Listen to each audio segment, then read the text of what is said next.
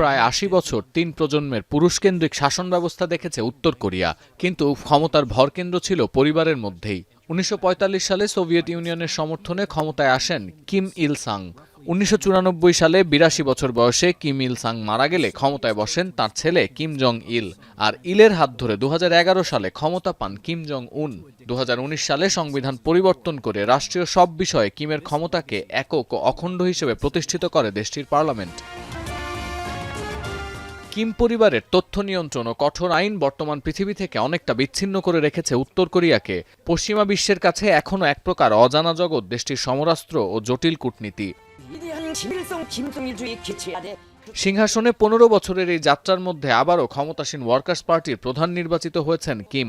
রোববার দলীয় কংগ্রেসে সবার চতুর্থ দিনে নির্বাচিত হন তিনি। এতে করে আরও বাড়ল কিমের ক্ষমতার মেয়াদ।